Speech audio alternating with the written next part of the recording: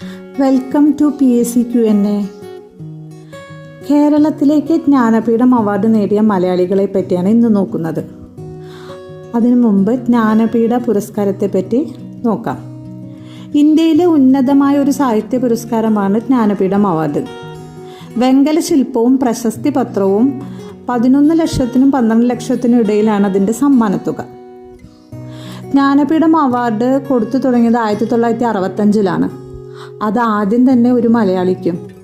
മഹാകവി G. ശങ്കരക്കുറുപ്പിനെ 1965 ഓടക്കുഴൽ എന്ന കവിതാ സമാഹാരത്തിനാണ് ജ്ഞാനപീഠ അവാർഡ് ആദ്യമായി ലഭിച്ചത്.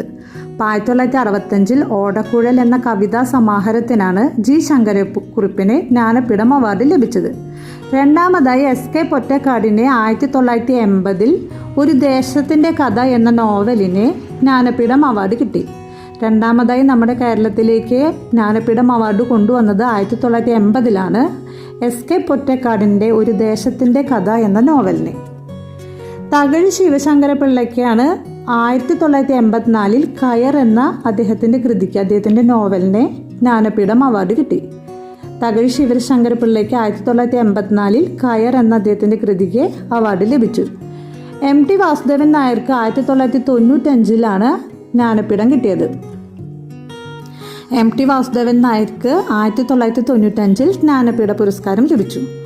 O.N.V. കുറുപ്പിന് 2007 ജ്ഞാനപീഠം അവാർഡ് കിട്ടി. അക്കിത്തം അച്യുതൻ നമ്പൂതിരിക്ക് 2019 55ാമത്തെ ജ്ഞാനപീഠം അവാർഡ് നേടി. 2025 58ാമത്തെ ജ്ഞാനപീഠ പുരസ്കാരം കൊടുത്തു. അതാർക്കാണെന്ന് ഒന്ന് കമൻറ്റ് ചെയ്യണേ.